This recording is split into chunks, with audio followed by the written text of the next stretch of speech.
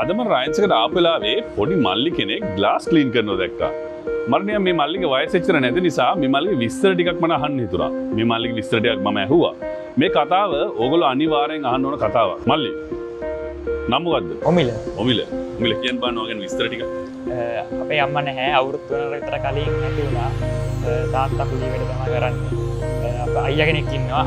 අයියාට heart එකේ problem එකක් තියෙනවා. මැෂින් එකක් තමයි දාලා තියෙන්නේ. ඒකෙන් තමයි ජීවත් වෙන්නේ. අම්මා ඇක්සිඩන්ට් වුණාට පස්සේ මොකද උනේ? අම්මා අන්තිම කාලේ අම්මා නැති වෙන්න කලින් ඇවිද ගන්න බැරිලා එක තැනලා තමයි හිටියේ. අපි තමයි උත්තලා එයන් දීම කට ළඟට ගෙනත් දීලා නියමයි කරේ. මල්ලි ඉගෙන ගන්න පුළුවන්ද?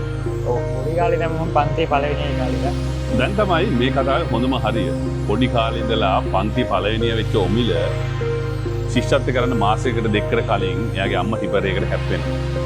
ඒ සියල්ල දරාගෙන ඔමිල ශිෂ්‍යත්ව විභාගෙට පෙරේනවා. ඔයගොල්ලෝ දන්නවද ශිෂ්‍යත්වයට ලකුණු 181ක් අරගෙන මේ පොඩි කොල්ලා කොළඹ DS සේනානායක විද්‍යාලයට යනවා. ඔහොම ඉන්න ඔමිල ඉස්කෝලේ 9 වසර වගේ ඉද්දී අර එක්තැන් වෙලා හිටපු අම්මත් ඔමිලව දාලා යනවා.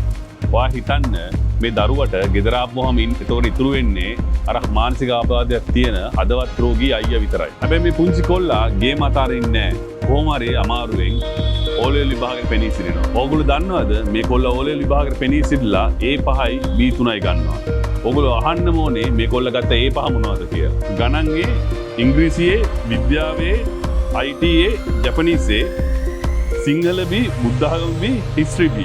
ඉංග්‍රීසිත්තේ, ජපනීසිත්තේ සිංහල B. මොකද ඒ පාඩම් කරන සබ්ජෙක්ට් වලට වැඩිය මේ අවධානයක් දෙන්න තරම් ගෙදර වන්දිලා අවධානයක් තිබුණේ නැහැ. සමහර ධම්ම නැති දිගේ US බව ඒ වගේ ටයිම් එක මැනේජ් කරන්න ගියාම ඉතින් පාඩම් කරන්න වෙලාවක් තිබුණේ නැහැ. ඒ වගේ සබ්ජෙක්ට්. අර මැත්ස් ID වගේ සබ්ජෙක්ට් නම් එහෙම පාඩම් කරන්න ඕනේ නැහැ. ඒව නිකන් ලොජික් ඉන්න ඒවා දැක්ක ගමන් තේරෙනවා ඒ ඔළුවේ තමයි තියෙන්නේ. මේ පුංචි කොල්ලා දැන් ඉස්කෝලේ යන්නේ නැහැ. මෙයා කියනවා කඩුවල ඉඳලා කොළඹ DS සේනානායක විද්‍යාලයට යන්න දුර වැඩි. ඒකේ වියදම වැඩි නිසා මේගොල්ලෝ රස්සාවක් වගේ රස්සාවක් කළා.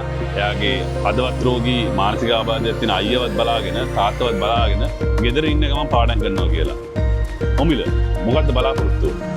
අනිවාර්යෙන් ඒ තුනක් දාලා ඉන්දිරියට යන්න. අන්න කතාව. මෙච්චර ප්‍රශ්න දීද්දි මේ කොල්ලා කියනවා කොහොම හරි ඒලෙවල් කළා ඒ තුනක් අරගෙන ඉංජිනේරින් යනවා කියලා. මලි ඔයා වගේ කොල්ලෝ මට හොඳට දැනෙනවා. ඒකට හේතුව තමයි මාත් ඔයා වගේ සෑහෙන්න දුක් විඳලා තමයි මෙතෙන්ට ආවේ. හැබැයි ඔයා වගේම මං ජීවිතේ කවදාවත් ඉගෙන ගන්න එකත් ඇරින්නේ නැහැ. ඔයාට මම උදව් කරන ඒලෙවල් කරන්න ඔයා මට එක පොරොන්දුවක් වෙන්න ඕනේ. ඒක තමයි ඔයා ඒලෙවල් පාස් වෙලා ඔයා වගේ හීනට යන්න ඕනේ. ඔයා ජීවිතේ ජය ගන්න ඕනේ. කවදාරි දවසක ඔයා ඒ හීනට ගියපු දවසකට ඔයා වගේ තව මල්ලි කෙනෙකුට ඔයා උදව් කරන්න ඕනේ අනිවාර්යෙන්. ඒක තමයි ඔයා මං වෙනුවෙන් කරන්න ඕනේ එකම දේ. ඩීල්? ඔමිලලා කියන්නේ නිකන් දරුවෝ නෙවෙයි. මේගොල්ලෝ තමයි ජීනියස්ලා. මේගොල්ලෝ තමයි අපේ රට අනාගතේ බාර ගන්න ඉන්න දරුවෝ. මේ වීඩියෝ එක ඔයගලන්ට දැනුණා නම් ඔයගොල්ලෝ කරන්න ඕනේ එකම දේ තමයි ඔමිලලා වගේ දරුවෝ ඔයගලන්ගේ අවටත් ඕන තරම් ඇති.